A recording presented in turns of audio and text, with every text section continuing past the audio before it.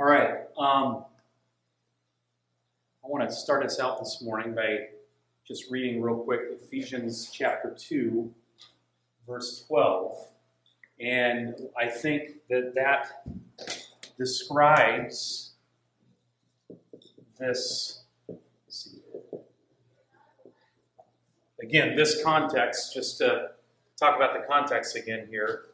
Baths, that's brewer autonomous zone. So again, you fill in your own letter there. Matt's autonomous zone, whatever it is you want to put. So this is the reality of I'll say the plight of human existence apart from God. So, and I think Ephesians chapter 2, verse 12, describes that perfectly. Okay, so this is when we are apart from God. Verse 12 says, "Remember that you were at that time separated from Christ, alienated from the commonwealth of Israel, and strangers to the covenants of promise, having no hope and without God in the world."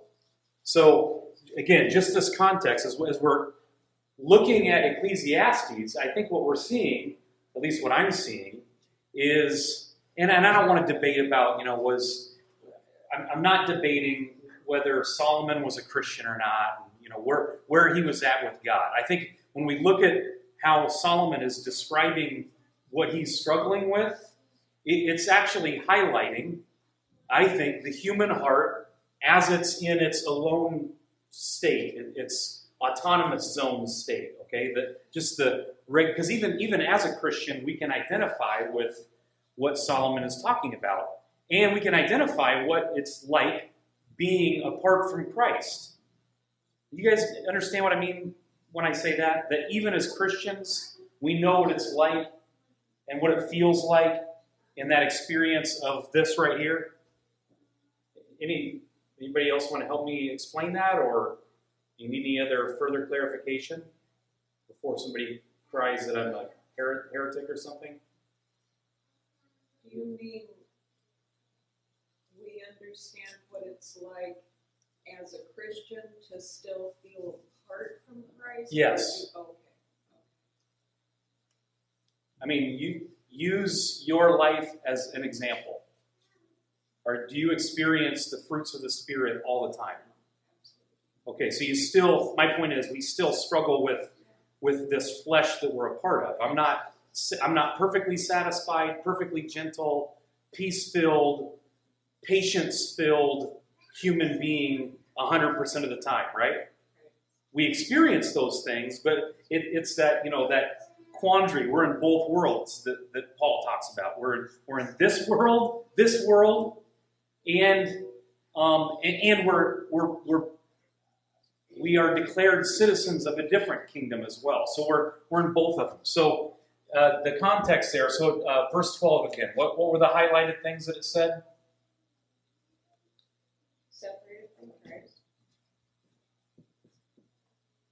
Is that E-R? A-R.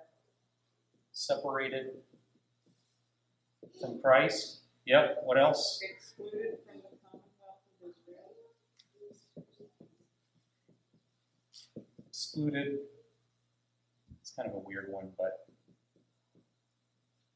I'll just say Israel. Okay. What else? Strangers to the covenants of promise.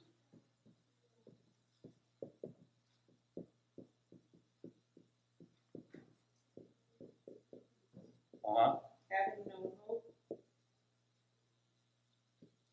No hope. And without God.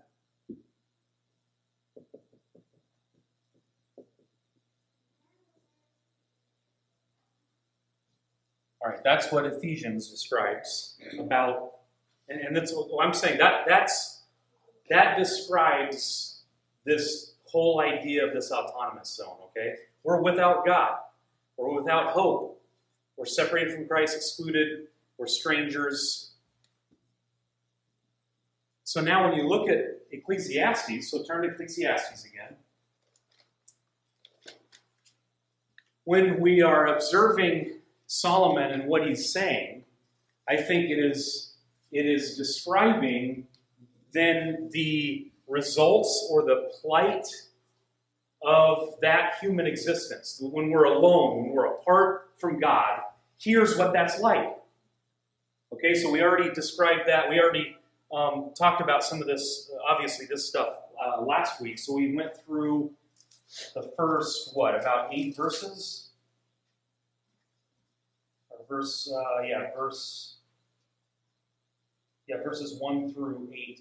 So I want to pick up again in 7, because I don't remember the exact conversation, Ronnie, but we went away from this again, thinking about that verse. Verse 7 says, "All streams run to the sea, but the sea is not full. To the place where the streams flow, there they flow again." So Solomon is, I'll just start from the beginning, because he goes, "Vanity of vanities," says the preacher. Vanity of vanities, all is vanity, all is a breath. It's a fleeting vapor of breath. "What does man gain by all the toil at which he toils under the sun? A generation goes and a generation comes, but the earth remains forever. The sun rises and the sun goes down and hastens to the place where it rises. The wind blows to the south and goes around to the north. Around and around goes the wind, and on its circuits the wind returns. All streams run to the sea, but the sea is not full." Okay, you guys remember what we talked about? I mean, any thoughts about that, just right off the bat, to kind of help explain that? Again, Solomon, he's talking in a negative tone here. Whether it's irony or sarcasm or anger, I mean, we don't really know yet, but I think it's interesting that he, as a human, and again, if you can remember what you said, Ronnie, about this, that aspect of, all the streams, all these rivers flow into the ocean, and here's this human perspective. He's using it as like an example of, doesn't make any sense, or what does it mean? And it's almost, again, thinking about this, Solomon being Saz and his autonomy and his human, and the wisdom that he had, he's pointing to that example going, how does that even work? I'm looking at it a couple different ways. One, how is it that the sea never gets filled up? I mean, it would make sense that all that water is flowing into the ocean, but it never gets full. And another part of me thinks also the way that he's talking right now, it's like it makes sense that it gets full. Like there's an outcome, or there's something that should be accomplished or done or complete, and he's going, it doesn't even get done. I mean, any other thoughts about that picture? The sea, the streams, and just think about it. Think about the Nisqually River, or any kind of big. A bunch of you went to the park this last week, and any kind of big river. I mean, you're talking that those things never stop. And it's like this picture of, wow, there's God's wisdom and what he's a part of and what he knows he's doing, and then here's man, almost troubleshooting what God's doing, going. And of course, he's saying vanity of vanity. What? How do you make sense of any of this? Any other ideas regarding the stream and the river running into the sea thing? Everybody just looks down. Okay. Well, I agree. My initial response was, so if I start out with vanity, and vanity, all this vanity, I'm saying, so what's the point? All the work that water's doing, all that work, think about energy that you can put into use that man's done over history, all that work, and so what's that? Just continuous. Okay, that's perfect. You guys hear that? Yeah. So Greg just said it in human terms, that all that work and for nothing. It's not even filling up anything. It's this treadmill ideal that you just work. You can say that about the streams. The streams are just working, and what does it accomplish? Now, that's from a very small perspective of human thinking.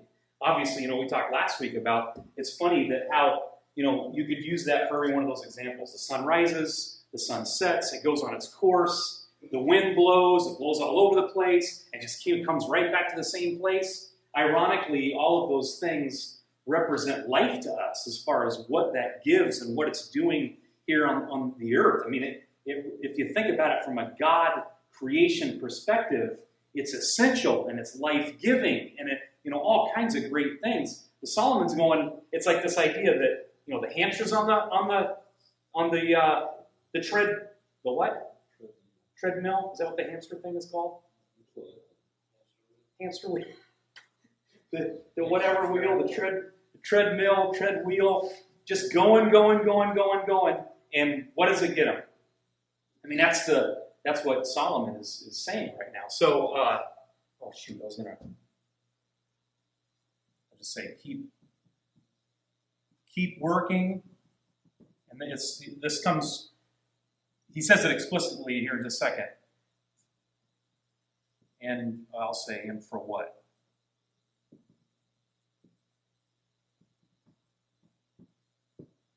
Now remember, I just want to keep on emphasizing, this is the normal human heart. This is the brewer autonomous zone when I'm without God. I'm separated from Him. I'm alone. This is what happens when I'm alone. We're not alone, but I'm talking about alone in this concept. Yeah, Ronnie. I almost get the feeling that what he's saying about the streams flowing into the river or into the ocean and it not filling, and he says, and it just keeps coming out from where the rivers start. I mean, that water just keeps pouring out. That is such a profound thought, and yet he goes on to say it's just monotony and tiresome, and it's almost like there's no sense of the wonder of even that. It's like he himself it's almost like he's tired of it, and yeah, that's why I want to highlight. Let's look at Solomon's heart right here and what he's describing, and I want to keep on pointing to this right here. It's my view. He's describing it out of this normal human heart. Okay, there's no sense of wonder in, like you said, the profound piece that, the stream never stops flowing. How does that happen? He's not blown away that. No, instead he's looking at it from the autonomous. I'm God in my life, and I'm cherry picking basically what God is doing, and I'm looking at it from my perspective. And look at what he says next, what Ronnie just said right here. He says, all things, so after he says that about the streams, the sun, the wind, he says, all things are full of weariness.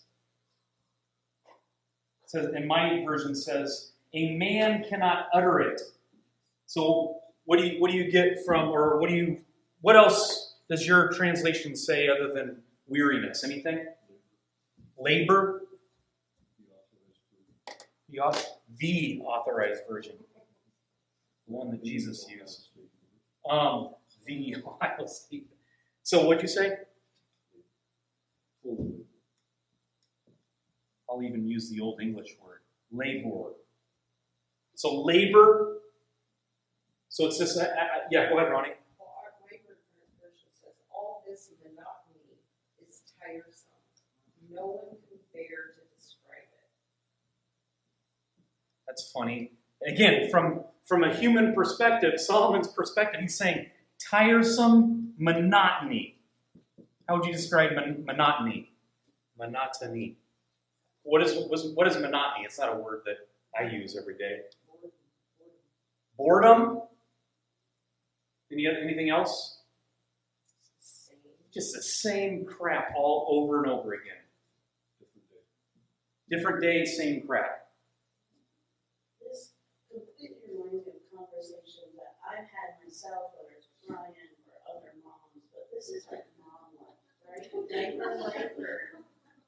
There was a time that I had a 10-year-old down to an infant and six altogether, and that was my life. Whether it was diapers or cleaning the house, and it would just get dirty. They need to eat, just keep eating. It's like the stream, the ocean that never gets full. Or something. Yeah, isn't that funny? That picture, yeah. That was like, You get dishes done, and then what are you doing 2 hours later?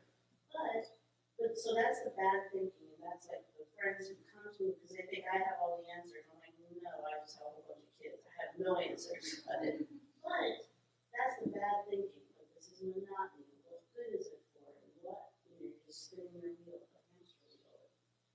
But then the good thinking comes in, where, like, kind of what, that's what I just thought of when Ronnie was talking about, like, the glory of it, or the majesty of it, or these are little people that we're raising and influencing the ability. Well, and we'll get to the good part here in a little bit. Yeah.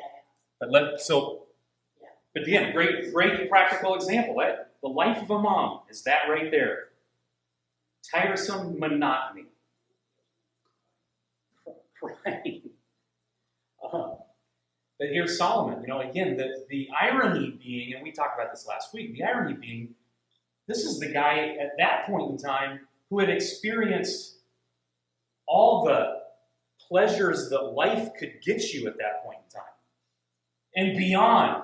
Yeah, Ronnie. Well, that's what I feel he's saying. It's like he sees he's experiencing the wonder and the beauty and the majesty of just this aspect of creation, and yet he's not satisfied. He is never satisfied with that. Okay, so now you keep on going. Perfect segue into the rest of that verse. He says, all things are full of weariness. A man cannot utter it. That doesn't even really make a whole lot of sense. Another translation says, more than one could describe. So all things are full of weariness or tiresome labor, more than one could describe. That kind of makes more sense than a man cannot utter it. What does that mean? Any other translations out there? So this weariness is more than a person can even describe with words almost. So exactly what Ronnie was just saying, he then continues to expand on. He says, the eye is not satisfied with seeing, nor the ear filled with hearing. So he's even, again, kind of an example of creation, that he's, again, kind of cherry picking from a human perspective. And like you, I just heard you say, Ronnie, here's this guy who had experienced the any and all pleasure that life and creation and God could give a man at that point in time. And he's saying, it's just a wearisome hamster wheel, and my eyes aren't even satisfied with the seeing that I'm getting, and nor nor the hearing that he's not satisfied. Which again, I can identify with that tremendously as far as the struggle of satisfaction. Jack. Well, it is kind of weird because he had experienced everything, right? Yeah. And we're the same way. Like, there's always the next thing we want, and then when we get it, it's not satisfying. The next one. He went through, we got everything, and it was still that same experience. Like, we always think if I just have the next thing, it'll be satisfying. Again, it shows this existence apart from God. What is the human heart striving for? What are we striving for? In light of what you just said. I mean, I could just say, I'm striving for satisfaction. I'm trying to find and be satisfied in, and then you fill in the blank. Whether it be, hey, if I just had this much money, I know for me, looking at retirement now, if I could just get to this level sooner rather than later, I could do what I want to do and be able to retire when I want to retire. And to me, that sounds really satisfying and fulfilling and all kinds of other things. But that's and again, that can be okay from a practical perspective. But what happens in the human existence? So is that the plight of life without God? That's what I'm trying to say. That's exactly what I'm saying. That's why I have this, right here. Without God, alone. That's what this autonomous zone experience.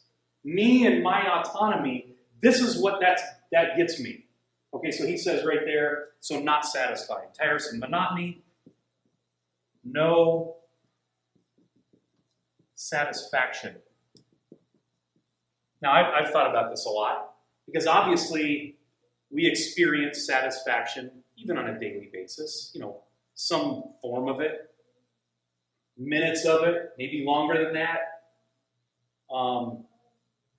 But I know for me, and even as I'm saying that out loud now, this experience without God, and when you say without God, Jack, do you want to explain that a little bit? If I don't believe in a higher being, I'm an atheist or whatever, I don't have that. So now my life just becomes a series of pursuits, whether it's knowledge, and when I stop doing that, then the meaning of life is kind of gone. Once I realize it won't give me what I want, then I'm like, what else is there, right? If you have God, as much as we get distracted by all these other things, we circle around and come back to the peace that God gives us, that we don't have to achieve that. So I'm just trying thinking from an evangelical perspective, whether this is a intersection that we can have with people that don't believe in God and around satisfaction. Because many of them seem to have a very full and fulfilling life.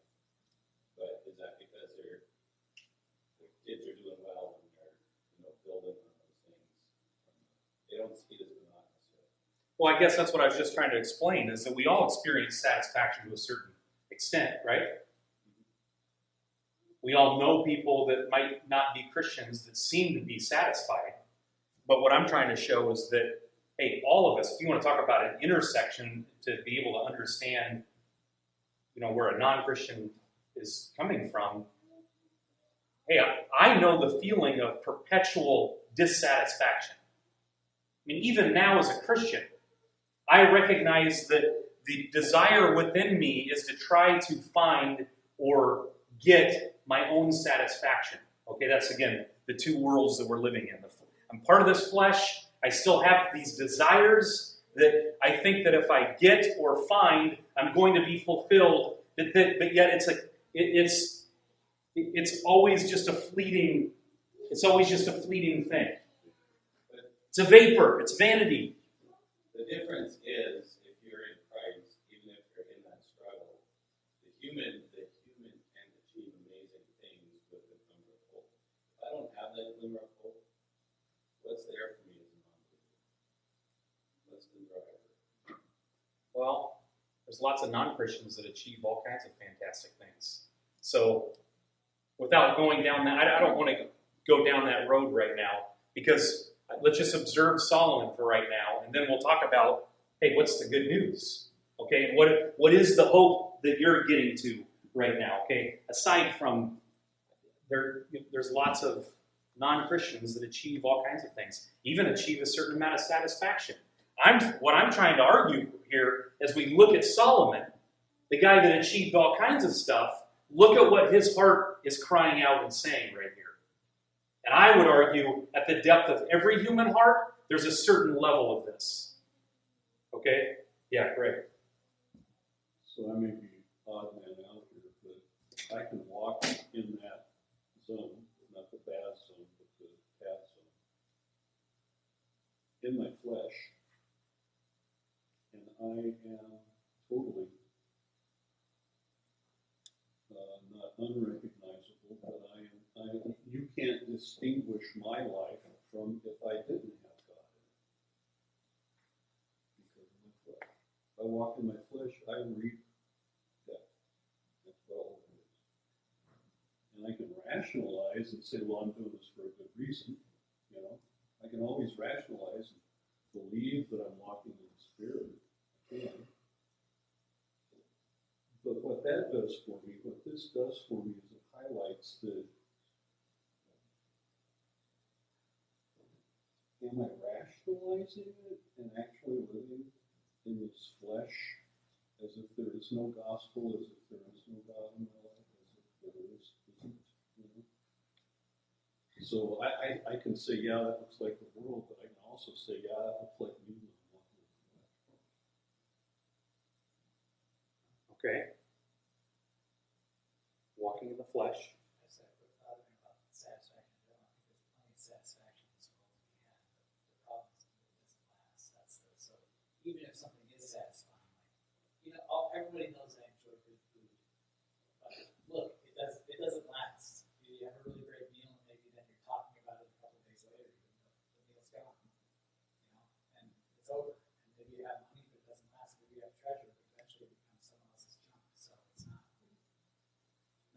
So even the best things that we have, even the most satisfying things that we have that indeed provide some level of satisfaction or happiness, disappear.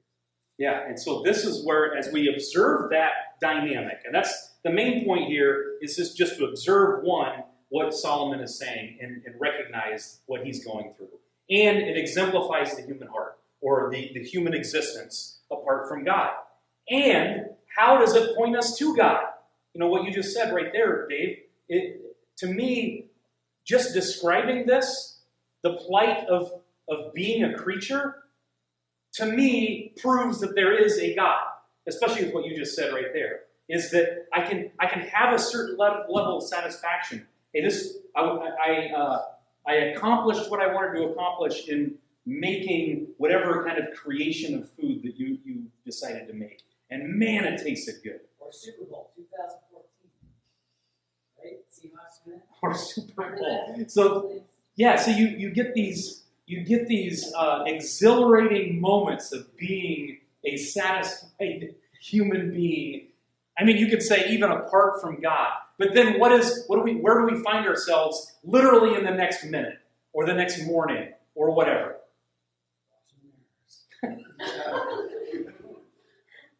The point is they're a miserable failure and you're completely dissatisfied and you're hating life at that particular time. So the point I think you just made, Dave, is that, hey, anything that I'm striving for or I can find satisfaction in 1 minute, it's gone the next. So I just want to clarify what I was attempting to say, because I don't want anybody to go, well, okay, so all we have to do is walk in the Spirit, right? You know, my problem is it's easy to go, yeah, that's all those people that are lost. Okay? That's all those guys. It has nothing to do with me, because I'm saved. I'm not that way. My flesh is. That's my flesh is. And I won't be totally redeemed from that Until he takes us away from until I see him face to face.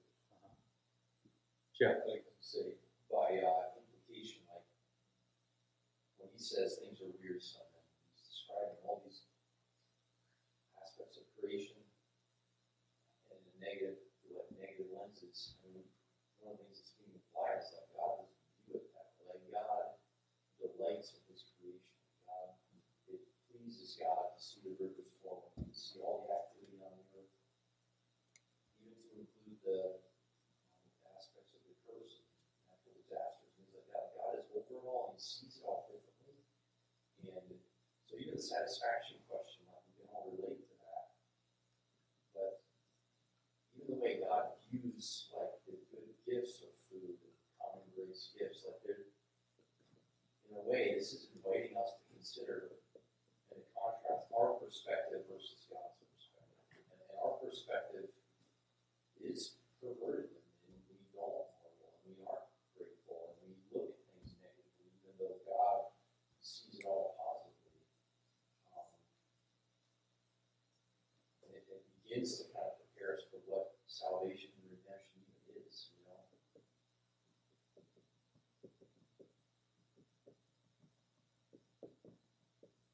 I'm just writing down invitation to see God. So this experience, what Jeff just said, is, and that's what's so exciting about this, it's an invitation to see God. It's an invitation to hear the good news. I mean, that's where we're getting to the good part. Okay, what is this? This is a springboard to what we keep saying here, is to cry out for help. Because the more I see this as the reality of my life, the more it begs that question, or begs that truth that we keep talking about, is I was created to be in need of God's help. And the more I remove myself or stay apart from in my own autonomous zone, death is what I experience, and that's what this is all filling. This is filling in the details of that death, and that's a springboard to say, I need help. That's where we're getting to the good news. I want to get through this part of Scripture. So, the eye is not satisfied with seeing, nor the ear filled with hearing. I just wrote down in my notes this idea that we see in Scripture, empty. He's talking about the emptiness of hearing, this idea of dissatisfaction being it's empty. And what we're going to see with God again, and let's see, I don't have those verses yet, so I'll hold off. Yeah, that's in Ephesians 3, verses 16 through 19. So, empty versus full. Look at verse 9. What has been, this is Solomon again, what has been is what will be, and what has been done is what will be done. And there is nothing new under the sun. What is he continuing to say? You guys have any other thoughts you want to say regarding that? Sorry, it seems like another way of just describing that. The same things keep happening over and over again. Just have a negative view of all that repetition. Yep, just another way of describing it, right? Hey, there's nothing new under the sun. People keep doing the same things. Not only do I, in my own little world, running through in this little wheel thing that we've already described, but, of course, I've said that to try to encourage myself. Hey, there's nothing new under the sun. Like what we're experiencing right now with, this craziness in our society that seems new, seems different. It's not any different. But that's not the way he's describing it here. He's still describing this monotony, almost like, hey, what's the meaning of this? What's the purpose? Again, from the normal human creature heart. So there's nothing new under the sun. I have it in my notes, the craving of man's heart when he is alone. So what do you think the craving of, I know it's just kind of speculation, but even with Solomon, we get to the end there where Solomon says, hey, there's nothing new under the sun. The same stuff keeps happening. He says he's not satisfied. What do you think his craving is? I mean, just from a human perspective. You all understand that feeling. I think just thinking about sort of the search for meaning and satisfaction, he was the wisest guy that ever lived at that point, adolescent wisdom. He had just amazing wealth and riches and was respected. And so I think you could perhaps think that you built this enormous kingdom for yourself, but then as he's talking, it's like he's realizing just how tiny it is. And that's frustrating to him, that here all of his wealth, and the rivers have been running since before he was born, and will be running afterwards, and the earth just has a sense of permanence. It's like he's realizing he's like an ant, and he thought he was something from what he built. So it's funny you say that, because in verse 11, which we haven't gotten there yet, he says, there is no remembrance of former things, nor will there be any remembrance of later things yet to come among those who come after. So just exactly what you just said, Matt, he's saying, what's the significance? Ironically, people still remember Solomon, but for us, there are going to be very many, 100 years after my death, other than a name that might be recorded somewhere. Is anybody going to remember Don Brewer? I doubt it. But it highlights that this idea, this search for meaning or wanting relevance. I mean, how else would you describe that human, what is the desire of? To leave your mark? That's funny you say that too in light of the presidential thing. Whenever we get to this point, especially if we see a two-term Trump, but what you always hear at the end of a two-term president is what word? Legacy. What's Obama's legacy? What's Trump's legacy? That's going to be fun. What's whoever it is? What's their legacy? And I've always thought when I hear that, it sounds weird and I don't care. But yet deep down, for all of us, do you think that every human wants to be significant somehow? And how would you explain that? It's different for everybody. It's different in their context. It doesn't necessarily mean like famous significant, but I know I want. It made me think. Remember when we brought up Justin Bieber? Was it like 2 years ago or something like that? Didn't know you were a fan, but. This is about But remember we talked about that? Had read this article where, the irony being kind of like the Solomon thing. Here's Justin Bieber. Is he still in his 20s? Looks like it. Is he late 20s or early? I don't even know if he's in his 30s yet, okay? But here's this guy again who has riches beyond belief. He's experienced probably everything, every pleasure that this life could get him. He could even have a sense of fulfillment as far as like what he's created as an artist and whatever. But yet, I think in the article, I didn't look it up again, but didn't he say, hey, what else is there now? I think that's what we were talking about. You brought that to the table and you asked about his age, and I had happened to see something She's still that said spinning he was like 20. Oh, but you jumped at it. You were like, hey, he's 27. I had just seen it. Whoa, hey. Just seen it. And his favorite color is. You got a poster on the inside of your closet. Greg's so mad, he's so mad. Greg's like, I've been over this 1,000 times. I got to get that poster down. It's so funny that I know a guy, he's one of our customers at the point. He's climbed Everest. So he's still on the top of Everest. He's sailed around the world, like all the way around.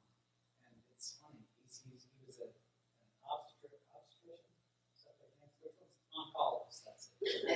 Those are vastly different.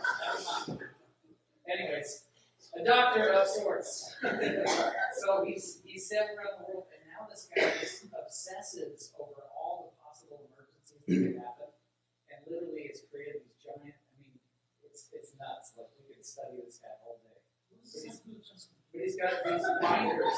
Just hold on. He's got these binders filled with all the possibilities for these emergencies and all these plans, and within the community, this guy that just is known for making a stink about everything.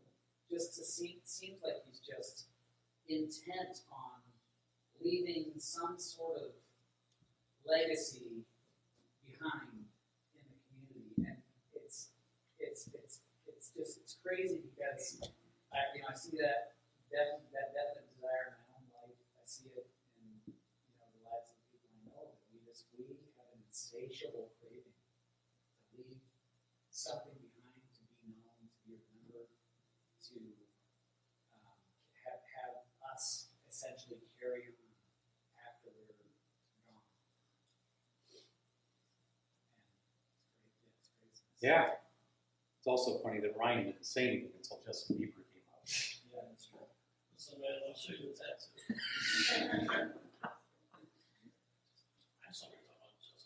Yeah, the point with Justin Bieber was, you guys weren't here when we talked about it, but this little article talked about how Justin Bieber was, basically going through this stage in his life at 27, in which he's amassed all this wealth. He's done what he's done already, and he's saying, "Hey, what else? In a loathsome, negative way, he basically is laying there saying, what else does life have? What now?" And like the plight of the mom, or I've thought about that at this stage in my life. What else is there to look forward to? And what have I accomplished? This idea of the search for meaning. So Solomon said, what has been is what will be. What has been done is what will be done. There's nothing new under the sun. In verse 10, is there a thing of which it is said, see, this is new? And he says, it has been already in the ages before us. And then in verse 11, like I said with Matt, he says, there is no remembrance of former things, nor will there be any remembrance of later things yet to come among those who come after. So in observing that regarding Solomon and how he's looking at the human life, of course we go, look at his human life, what he accomplished, what he did, what he was about. He is in the same quandary of, what was this all about? What is the meaning of my life? Wanting it to, I think you just said, you're the one that said, right, Matt, that he's seeing himself as so small now, which ironically, he's large. He's larger than life. He was the largest in life at that point in time in his life. And he's seeing himself as completely insignificant. And it reminded me of Jeremiah 17:9, which, again, describes the human heart. Dave just said the great word, the insatiable desire for, and then you can fill in all kinds of words there. We have an insatiable desire to have meaning, to have purpose, to have satisfaction. It's interesting. It's not, satisfaction just isn't enough. It's this drive for purpose and meaning. And I would add worship. As humans, we're built and designed to worship. And if we're not worshiping God, then we are stuck in that autonomous zone and we're worshiping idols. Success, career, money, legacy.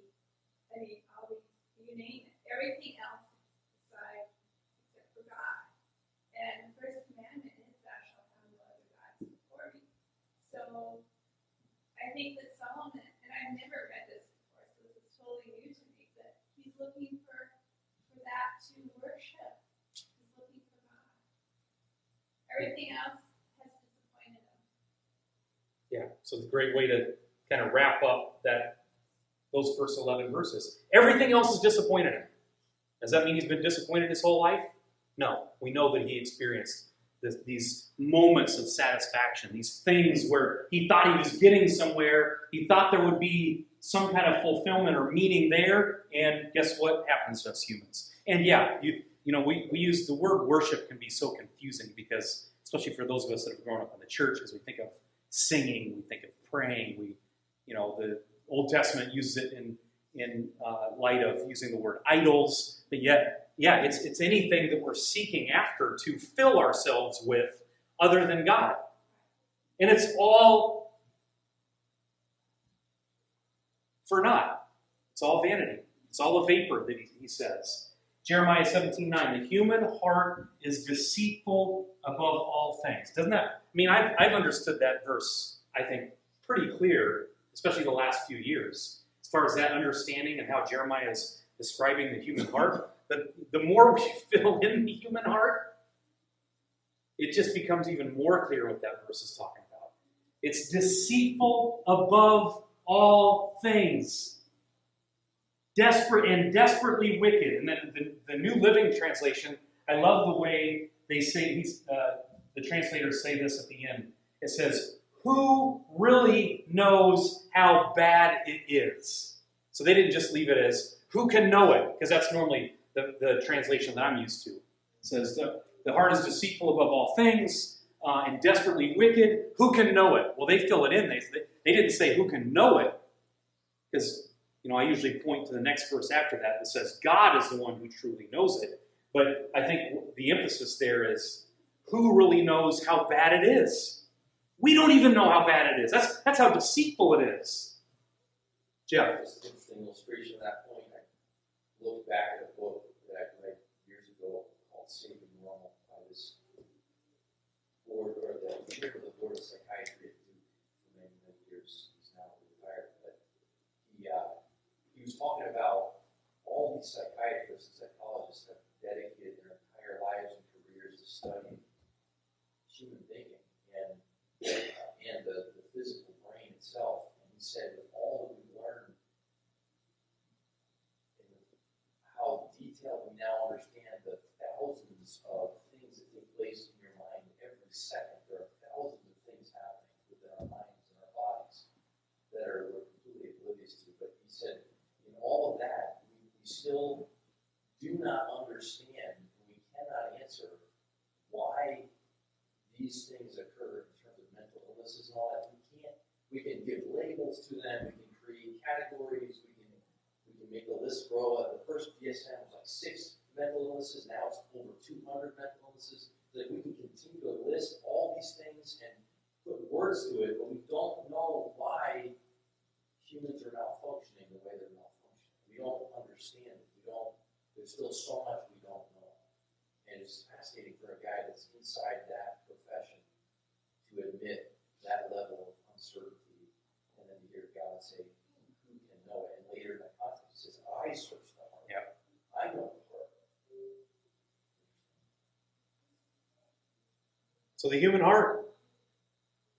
Now, what is this a platform for then? I mean, again, Jack, I don't remember the exact question you asked, but I'll tell you what. Number one, I know this heart because I get a glimpse of it every day in my own heart. Okay, so more and more, especially as I listen to the words of Solomon, this resonates with me, and where it resonates is anybody I ever come in contact with, in some form or fashion, agrees with the same thing. Agrees with the fact that this is where they're at, that they're dissatisfied, that their life is a tiresome, monotonous thing, that they're searching for meaning somehow, that satisfaction is fleeting, and what they agree with, and that it's empty often.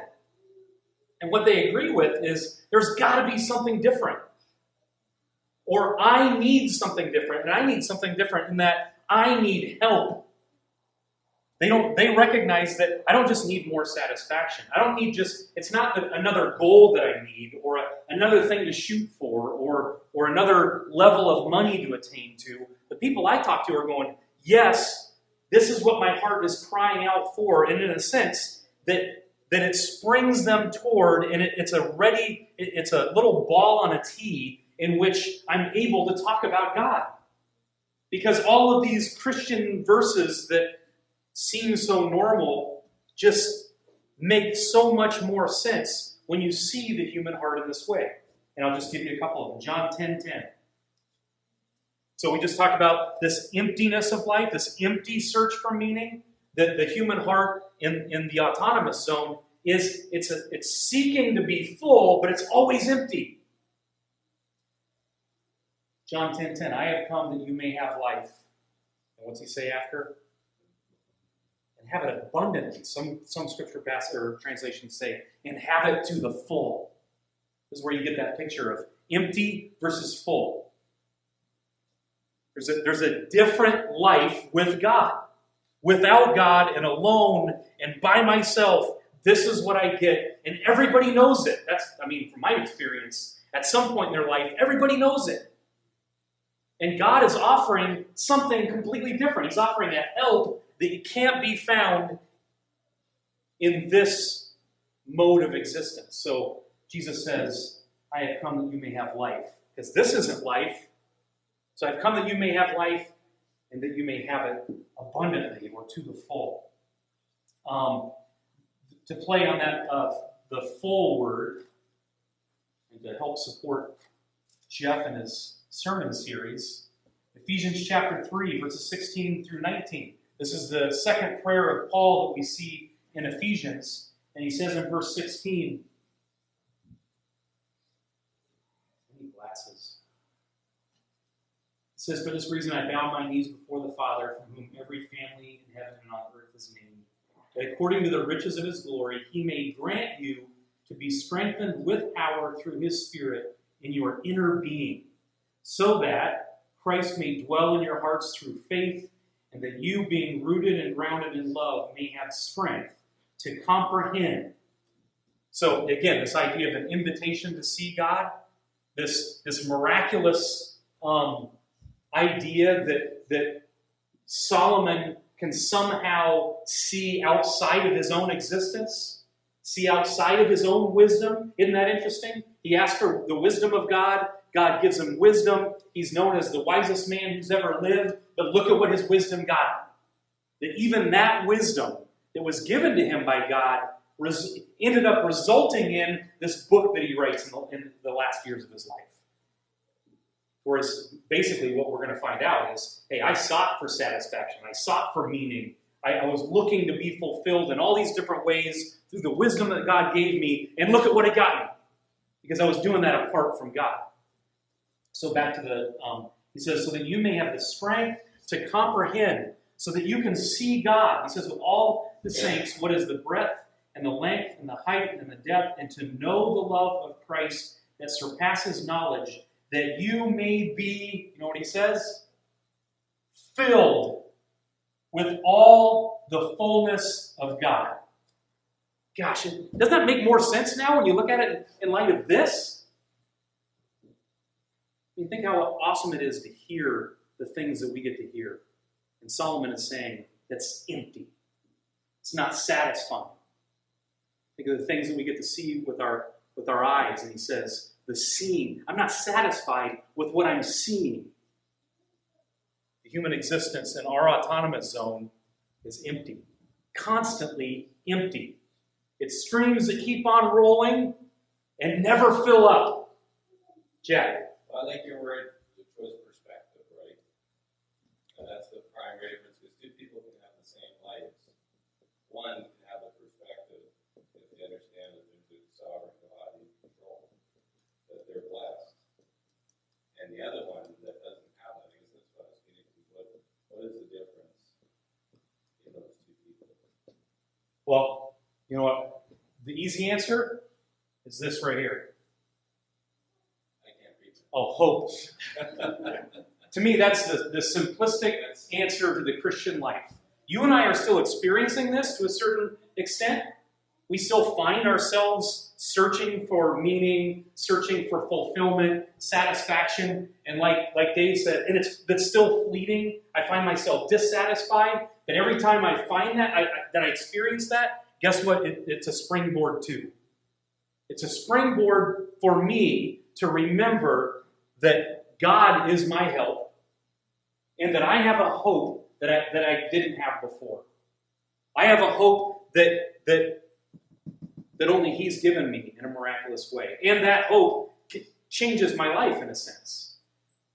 Jeff. You think about Solomon and the way we've been describing his negative perspective, at least as he's expressing it here in this section of Ecclesiastes, that the negative perspective of creation, of the rivers, of the experiences, of all the ups and downs of life, that negative, bitter kind of, you just sort of feel that coming through.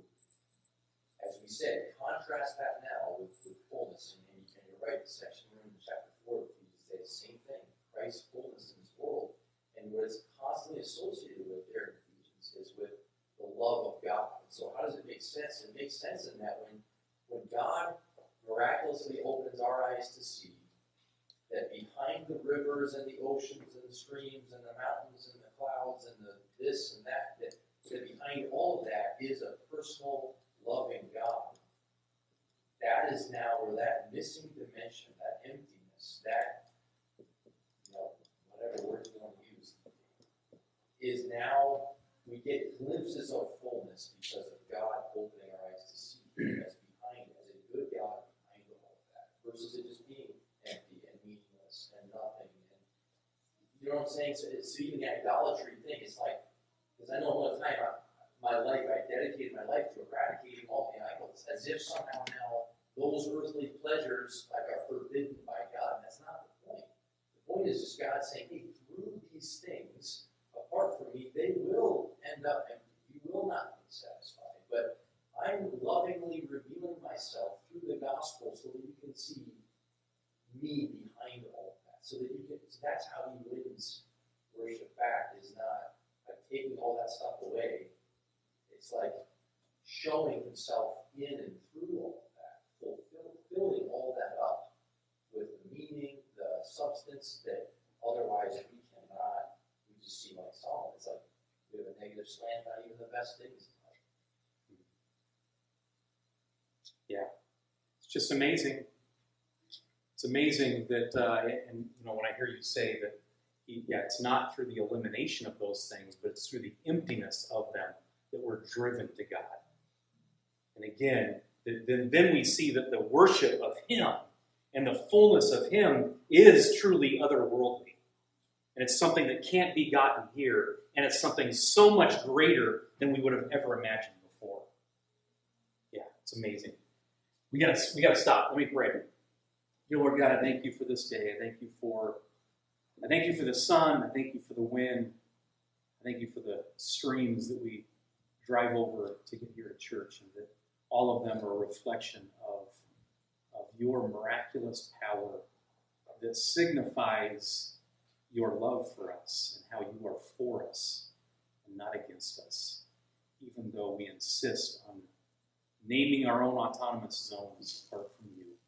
I thank You that You dwell among us, that You strive with us, and that you are filling us up with all the fullness that you have. In Jesus' name I pray.